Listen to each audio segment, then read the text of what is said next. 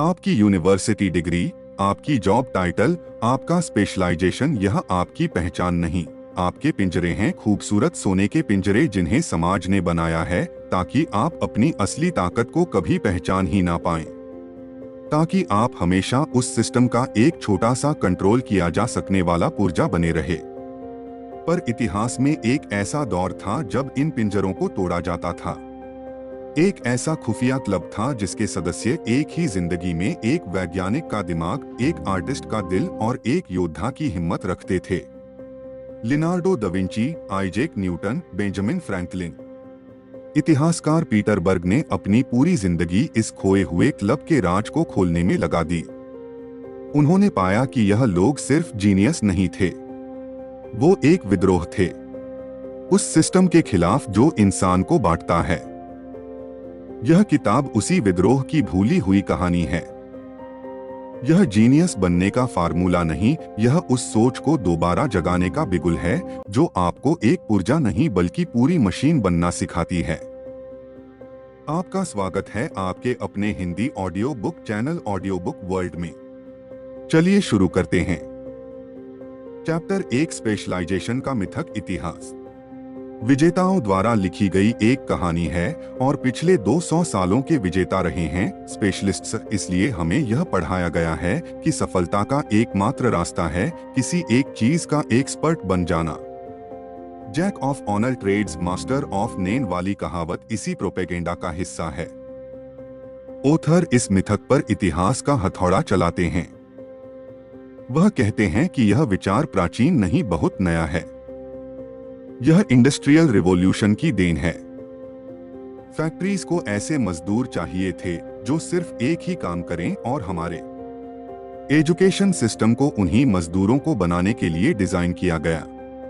Example, एक गांव का पुराना वैद्य या हकीम सिर्फ दवाइयां ही नहीं देता था, वो एक साइकोलॉजिस्ट भी था, एक फिलोसोफर भी और एक कम्युनिटी लीडर भी। वो इंसान को एक संपूर्ण की तरह देखता था। आज का डॉक्टर एक विशेषज्ञ है जो सिर्फ दिल या किडनी को देखता है। बर्ग का तर्क है कि स्पेशलाइजेशन ने हमें एफिशिएंट तो बनाया है, पर इसने हमारी बुद्धिमत्ता को कम कर दिया है। हम डॉट तो बहुत सारे बना रहे हैं, पर हम उन डॉट्स को कनेक्ट करने की कला भूलते जा रहे हैं। पॉलीमैथ उसी खोई हुई कला का नाम है।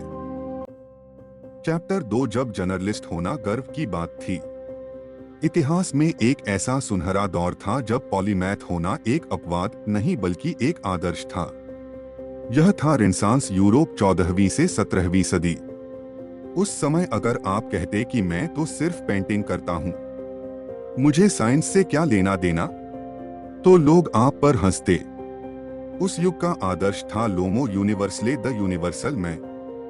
एक ऐसा इंसान जिसका दिमाग हर तरह के ज्ञान के लिए खुला हो, जो शरीर से भी मजबूत हो और आत्मा से भी। यह सिर्फ एक सपना नहीं था, यह उस समाज का कल्चरल गोल था। एग्जाम्पल, मिल एंजेलो को देखिए। हम उन्हें एक महान स्काल्पर और पेंटर के रूप में जानते हैं, पर वह एक उतने ही महान आर्किटेक्ट और पायलट भी थे। उन्होंने सेंट पीटर्स बासिलिका का डोम डिजाइन किया और खूबसूरत कविताएं भी लिखी। उनके लिए यह सब अलग अलग स्किल्स नहीं थी, यह सब खूबसूरती को एक्सप्रेस करने के अलग अलग तरीके थे। उस समय ऐसा क्यों था? क्योंकि ज्ञान आज की तरह बटा हुआ नहीं था। आर्ट, साइंस और रिलीजन के बीच दीवारें नहीं थी बल्कि पुल थे। शरीर विज्ञान को समझना एक आर्टिस्ट के लिए उतना ही जरूरी था जितना एक डॉक्टर के लिए। जियोमेट्री को समझना एक आर्किटेक्ट के लिए उतना ही जरूरी था जितना एक मैथमेटिशियन के लिए ज्ञान एक ही कृत था। चैप्टर 3, लियोनार्डो दा विंसी, विद्रोह का प्रतीक। अगर रिनेसांस पॉलीमैथ्स का क्लब था तो लियोनार्डो दा विंसी उस क्लब के प्रेसिडेंट थे। पर ओथर हमें लियोनार्डो को एक सुपर ह्यूमन जीनियस की तरह देखने से मना करते हैं। वह कहते हैं कि हमें उन्हें एक मेथड और एक माइंडसेट की तरह देखना चाहिए। लियोनार्डो की सबसे बड़ी ताकत उनकी असीमित जिज्ञासा थी। वो हर चीज पर सवाल उठाते थे, खासकर उन चीजों पर जिन्हें बाकी सब मानकर चलते थे। पक्षी कैसे उड़ते हैं? पानी में भंवर क्यों बनता है? एक इंसान की मुस्कान के पीछे कौन सी मांसपेशियां काम करती है? उनका दिमाग एक क्वेश्चन मशीन था। एग्जाम्पल, जब लियोनार्डो को मिलान के ड्यूक के लिए एक घोड़े की विशाल मूर्ति बनानी थी तो उन्होंने सिर्फ स्कल्पचरिंग पर ही काम नहीं किया। उन्होंने घोड़ों की एनाटॉमी को समझने के लिए दर्जनों घोड़ों को डिसेक्ट किया। उन्होंने धातु को पिघलाने की नई टेक्निक्स का आविष्कार किया। वो प्रोजेक्ट पूरा नहीं हो पाया, पर उस प्रोसेस में उन्होंने जो सीखा उसने एनाटॉमी और इंजीनियरिंग दोनों फील्ड्स को हमेशा के लिए बदल दिया। उनके लिए प्रोसेस प्रोडक्ट से ज्यादा जरूरी था। वो हमें सिखाते हैं कि एक पॉलीमैथ का दिमाग अलग अलग ड्रॉर्स में नहीं सोचता, वो कनेक्शंस में सोचता है। उनकी पेंटिंग की अंडरस्टैंडिंग उनकी एनाटॉमी की अंडरस्टैंडिंग से आती थी और उनकी इंजीनियरिंग की अंडरस्टैंडिंग उनकी पानी के बहाव की ऑब्जर्वेशन से आती थी। सब कुछ से जुड़ा हुआ था। Chapter 4, the fox and the hedgehog. प्राचीन ग्रीस की एक कहावत है, लोमड़ी बहुत सी चीजें जानती है पर हेजहॉग सिर्फ एक बड़ी चीज जानता है। आइस बर्लिन ने इस कहावत का इस्तेमाल दो तरह के विचारकों को समझाने के लिए किया। हेजहॉग वो स्पेशलिस्ट है, वो दुनिया को सिर्फ एक ही बड़े आइडिया या लेंस से देखता है। जैसे कार्ल मार्क्स के लिए हर चीज क्लास स्ट्रगल थी, फ्रॉइड के लिए हर चीज अनकॉन्शियस डिजायर्स थी। यह बहुत ताकतवर होता है, पर संकीर्ण भी वो पॉलीमैथ है। वो किसी एक बड़े आइडिया पर यकीन नहीं करता, वह बहुत सारे अलग अलग आइडियाज का इस्तेमाल करता है और सिचुएशन के हिसाब से अपना नजरिया बदलता रहता है। वह जानता है कि दुनिया किसी एक सिंगल थ्योरी में फिट होने के लिए बहुत ज्यादा कॉम्प्लेक्स है। एग्जाम्पल, एक फाइनेंशियल एनालिस्ट जो सिर्फ वैल्यू इन्वेस्टिंग के सिद्धांत पर चलता है। हेजहॉग और एक दूसरा एनालिस्ट जो टेक्निकल एनालिसिस, बिहेवियरल इकोनॉमिक्स और ग्लोबल पॉलिटिक्स सबको देखकर अपना फैसला लेता है। शायद हेजहॉग कुछ समय के लिए बहुत सफल हो, पर जब मार्केट बदलेगा तो के बचने के चांसेस ज्यादा हैं क्योंकि वह ज्यादा एडेप्टेबल है। पीटरबर्ग की किताब जश्न मनाती है। यह हमें बताती है कि 21वीं सदी की अनिश्चित दुनिया में हमें हॉग से ज्यादा फॉक्स की जरूरत है, उन लोगों की जो एक साथ कई भाषाएं बोल सकते हैं। चैप्टर 5, पॉलीमैथ्स का पतन। अगर पॉलीमैथ्स इतने ही महान थे तो वह गायब क्यों हो गए? यह एक दुखद कहानी है जिसके 3 मुख्य कारण हैं। पहला कारण, the printing press and the information explosion. ज्ञान इतना ज्यादा और इतनी तेजी से बढ़ने लगा कि किसी एक इंसान के लिए सब कुछ जानना नामुमकिन हो गया। दूसरा कारण, द यूनिवर्सिटी। यूनिवर्सिटीज ने ज्ञान को अलग अलग डिपार्टमेंट्स और सब्जेक्ट्स में बांट दिया और पीएचडी डॉक्टर ऑफ फिलॉसफी की डिग्री ने हाइपर स्पेशलाइजेशन को सफलता का सबसे बड़ा पैमाना बना दिया। आपको बहुत कुछ जानने के लिए नहीं, किसी एक चीज के बारे में सब कुछ जानने के लिए रिवॉर्ड किया जाने लगा। एग्जाम्पल, 17वीं सदी में आइजक न्यूटन फिजिक्स, मैथमेटिक्स और एल्केमी सब पर काम कर सकते थे, पर आज एक भौतिक विज्ञानी को शायद क्वांटम फिजिक्स की ही किसी एक बहुत ही छोटी सी ब्रांच का एक्सपर्ट माना जाएगा। वो पार्टिकल फिजिक्स वाले से भी शायद अलग भाषा में बात करेगा। ज्ञान एक महान नदी से टूटकर हजारों छोटी छोटी डिस्कनेक्टेड नालियों में बंट गया है।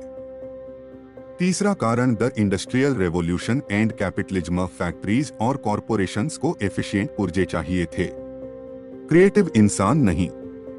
उन्हें हेजहॉग चाहिए थे नहीं। यह सिस्टम विशेषज्ञों को पैसा और स्टेटस देता था और पॉलीमैथ्स को अनफोक्स्ड और अनरिलिएबल मानता था। पॉलीमैथ इंडस्ट्रियल एज का डायनासोर बन गया। चैप्टर 6, क्या पॉलीमैथ वापस आ रहे हैं? ऑथर अपनी किताब का अंत एक बहुत ही होपफुल नोट पर करते हैं। वो कहते हैं कि जिस इंफॉर्मेशन एज ने पॉलीमैथ को मारा था वही अब उसे दोबारा जिंदा कर रहा है। हम एक नए रेनेस की दहलीज पर खड़े हैं। इंटरनेट हमारे लिए वो काम कर रहा है जो प्रिंटिंग प्रेस नहीं कर पाया। वो ज्ञान को सिर्फ फैला नहीं रहा, वह उसे कनेक्ट भी कर रहा है। आज आप अपने घर बैठे MIT के इंजीनियरिंग लेक्चर भी देख सकते हैं और ब्रिटिश म्यूजियम की आर्ट कलेक्शन भी ज्ञान के बीच की दीवारें गिर रही हैं। AIR ऑटोमेशन धीरे धीरे सारे विशेषीकृत और पुनरावर्ती काम अपने हाथ में ले रहे हैं, तो इंसानों के लिए क्या बचेगा? वही काम जो मशीन नहीं कर सकती। क्रिएटिविटी, क्रिटिकल थिंकिंग और क्रॉस डिसिप्लिनरी प्रॉब्लम सॉल्विंग। दूसरे शब्दों में पॉलीमैथिक वर्क एग्जाम्पल आज की सबसे इनोवेटिव कंपनियां टी-शेप्ड लोगों को हायर कर रही हैं। गूगल IDEO यह जानते हैं कि असली ब्रेक थ्रू तब होता है जब एक इंजीनियर, एक डिजाइनर और एक साइकोलॉजिस्ट एक ही कमरे में बैठकर काम करते हैं। विशेषीकरण का युग धीरे धीरे खत्म हो रहा है और इंटीग्रेशन का युग शुरू हो रहा है। चैप्टर 7 पॉलीमैथ्स का वर्गीकरण। क्या सारे पॉलीमैथ्स एक जैसे होते हैं? ओथर कहते हैं, नहीं, इतिहास को देखने पर हमें पॉलीमैथ्स के अलग अलग प्रकार या स्टाइल्स दिखाई देते हैं। सबकी मंजिल एक ही होती है। ज्ञान का एकीकरण पर रास्ते अलग अलग होते हैं। कुछ होते हैं पैसिव पॉलीमैथ्स। यह वह लोग हैं जो बहुत ज्यादा पढ़ते हैं और बहुत कुछ जानते हैं। उनकी नॉलेज एक एनसाइक्लोपीडिया की तरह होती है, डॉट पर वो उस नॉलेज का इस्तेमाल कुछ नया क्रिएट करने के लिए ज्यादा नहीं करते। वो ज्ञान के कलेक्टर होते हैं, क्रिएटर नहीं। लियोनार्डो डाविंची, बेंजामिन फ्रैंकलिन, यह सब एक्टिव पॉलीमैथ्स थे। वो सिर्फ सोचते नहीं थे, वो बनाते भी थे। बर्क हमें यह भी बताते हैं कि कुछ पॉलीमैथ्स सिमल्टेनियस होते हैं, एक ही समय में कई चीजों पर काम करते हैं, और कुछ सीक्वेंशियल होते हैं, जिंदगी के अलग अलग दौर में अलग अलग फील्ड्स पर फोकस करते हैं। यह समझना जरूरी है कि पॉलीमैथ बनने का कोई एक सही तरीका नहीं है। Chapter 8 the price of breath. Polymath होने की एक कीमत चुकानी पड़ती है। स्पेशलाइजेशन की दुनिया में चौड़ाई, ब्रेथ पाने के लिए आपको अक्सर गहराई, डिपथ से समझौता करना पड़ता है। यह पॉलीमैथ का सबसे बड़ा डिलेमा है। एक स्पेशलिस्ट अपनी पूरी जिंदगी एक ही विषय को देता है। वो उस विषय के हर छोटे से छोटे कोने को जानता है। एक पॉलीमैथ कई विषयों को जानता है, पर शायद उतना गहरा नहीं। इसी वजह से स्पेशलिस्ट्स अक्सर पॉलीमैथ्स को डबलर्स या एमेचर्स शौकीन कहकर खारिज कर देते हैं। एग्जाम्पल, एक न्यूरोसाइंटिस्ट जो सिर्फ दिमाग के एक खास प्रोटीन पर 20 साल से रिसर्च कर रहा है, और एक दूसरा वैज्ञानिक जो न्यूरोसाइंस, साइकोलॉजी और फिलॉसफी तीनों को पढ़ता है। पहला साइंटिस्ट उस प्रोटीन के बारे में दूसरे से कहीं ज्यादा जानता होगा, पर दूसरा साइंटिस्ट शायद चेतना जैसे बड़े सवाल को एक ज्यादा होलिस्टिक नजरिए से देख पाएगा। ओथर कहते हैं कि यह दोनों ही तरीके जरूरी हैं। हमें हेजहोग्स की भी जरूरत है, और फॉक्सेस की भी। हमें उन लोगों की भी जरूरत है जो कुआं खोदते हैं, और उन लोगों की भी जो नक्शा बनाते हैं। एक पॉलीमैथ को इस आलोचना के लिए तैयार रहना पड़ता है। उसे यह एक्सेप्ट करना पड़ता है कि वो हर फील्ड का सबसे बड़ा एक्सपर्ट नहीं बन सकता। उसकी ताकत एक्सपर्टाइज में नहीं, इंटीग्रेशन में है। Chapter 9 the polymathic habitat. Polymaths पैदा नहीं होते, वह एक खास तरह के माहौल हैबिटेट में पनपते हैं।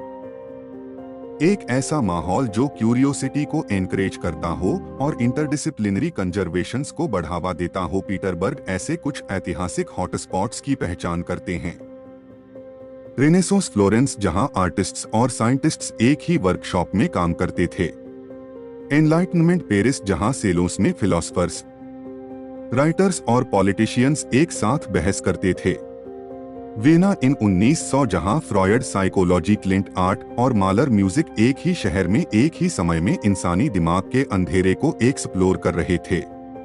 एग्जाम्पल, बेल लैब्स 20वीं सदी में अमेरिका में यह सिर्फ एक फोन कंपनी की रिसर्च लैब नहीं थी, यह एक आइडिया फैक्ट्री थी। यहाँ फिजिसिस्ट्स, इंजीनियर्स, मैथमेटिशियंस सब एक ही छत के नीचे काम करते थे। उन्हें अपनी क्यूरियोसिटी को फॉलो करने की पूरी आजादी थी। इसी माहौल से ट्रांजिस्टर, लेजर और मॉडर्न कंप्यूटर साइंस का जन्म हुआ। यह हमें क्या सिखाता है? यह कि इनोवेशन अक्सर किनारों एजेस पर होता है, जहां अलग अलग लोग अलग अलग आइडियाज एक दूसरे से टकराते हैं। अगर आप एक पॉलीमैथ बनना चाहते हैं तो आपको अपने लिए एक ऐसा ही हैबिटेट बनाना होगा। Chapter 10 decline and fall. 18वीं सदी के बाद पॉलीमैथ्स का पतन क्यों शुरू हुआ? बर्क इसके लिए कई कारणों का विश्लेषण करते हैं।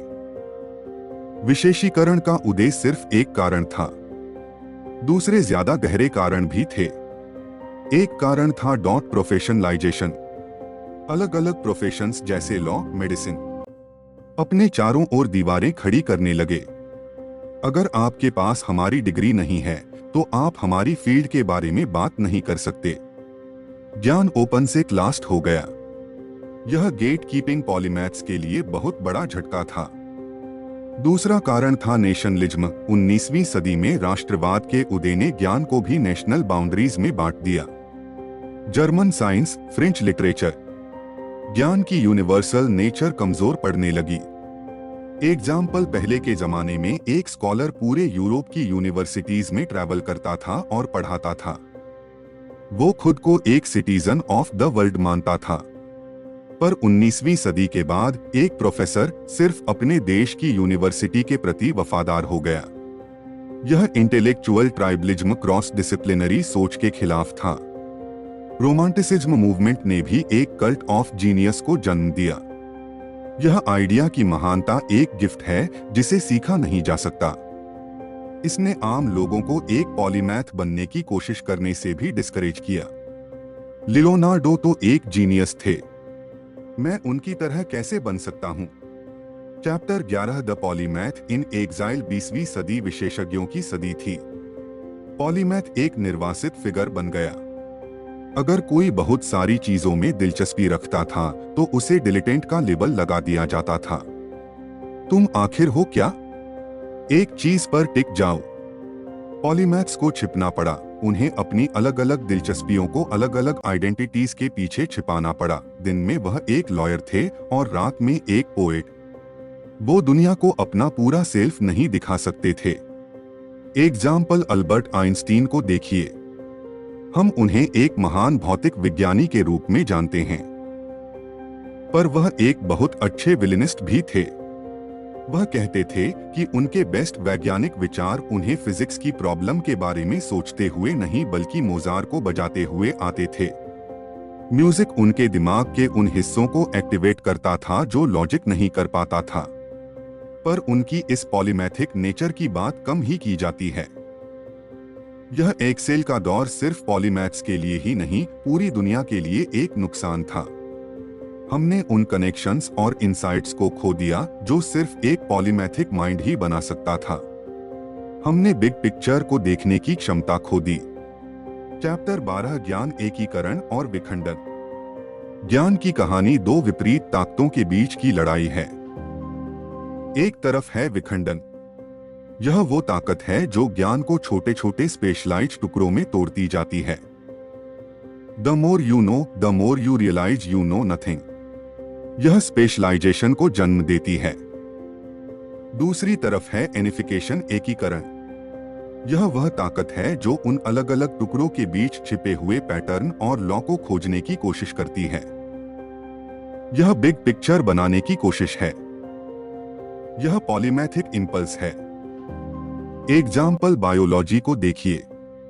19वीं सदी में डार्विन ने थ्योरी ऑफ इवोल्यूशन देकर बायोलॉजी को एनिफाई कर दिया।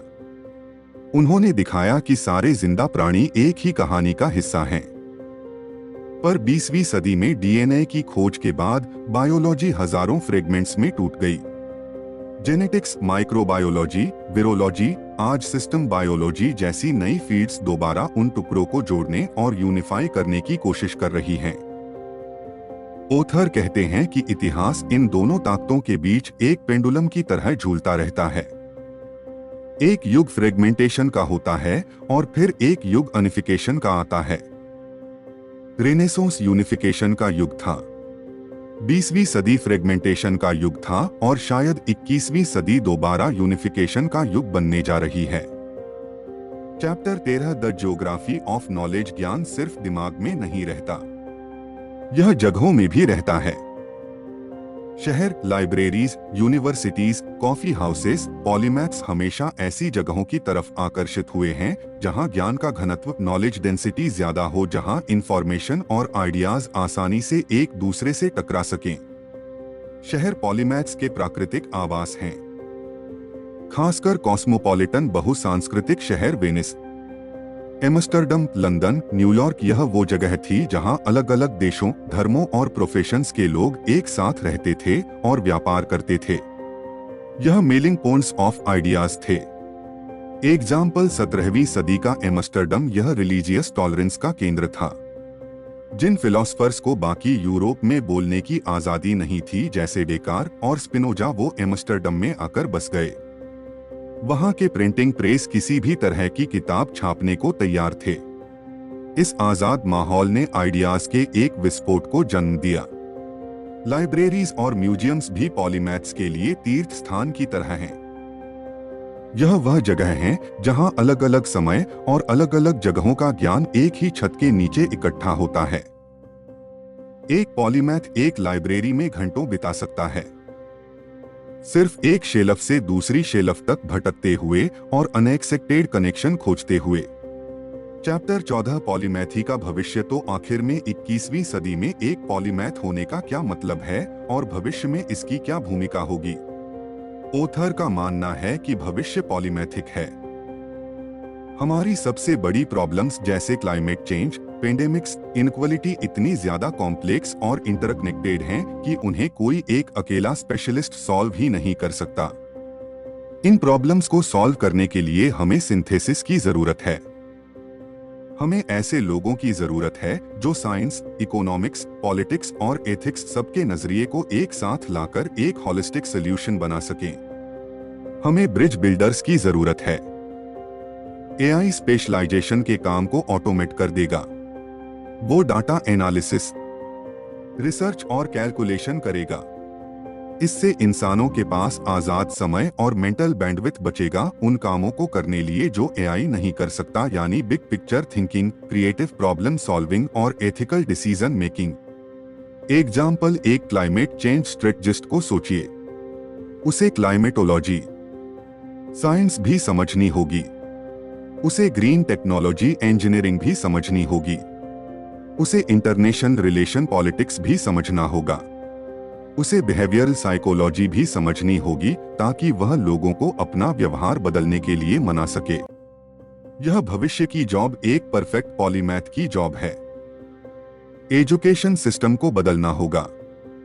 हमें बच्चों को सिर्फ सब्जेक्ट्स पढ़ाना बंद करना होगा और उन्हें थीम्स और प्रॉब्लम्स के आसपास पढ़ाना शुरू करना होगा ताकि वह ज्ञान को अलग अलग टुकड़ों में नहीं बल्कि एक कनेक्टेड होल की तरह देखना सीखें। यह पॉलीमैटिक एजुकेशन की नींव होगी। Chapter 16, resistance and reliance. Polymath बनने का रास्ता सिर्फ इंटेलेक्चुअल नहीं है, यह इमोशन भी है। आपको बहुत ज्यादा प्रतिरोध का सामना करना पड़ेगा, बाहरी दुनिया से भी और खुद अपने अंदर से भी। बाहरी दुनिया आपको कहेगी तुम कंफ्यूज हो, एक चीज पर फोकस करो, तुम कभी किसी चीज के एक्सपर्ट नहीं बन पाओगे। यह आवाजें आपके बॉस, आपके परिवार और यहाँ तक कि आपके दोस्तों से भी आ सकती हैं। यह आपको डाउट में डाल देंगी और आपके अंदर की आवाज इम्पोस्टर सिंड्रोम की होगी। मैं एक फ्रॉड हूं, मैं सिर्फ नाटक कर रहा हूं कि मुझे यह सब आता है। जब आप कई फील्ड्स में काम करते हैं तो यह फीलिंग बहुत कॉमन है क्योंकि आप खुद को हमेशा असली एक्सपर्ट से कंपेयर कर रहे होते हैं। अगर दोस्तों आपको ये ऑडियो बुक अच्छी लगी हो तो वीडियो को लाइक करें और चैनल को सब्सक्राइब कर लें ताकि सभी इम्पोर्टेंट समरी आपके पास सबसे पहले पहुंचे। चैनल का साथ देने के लिए आपका धन्यवाद।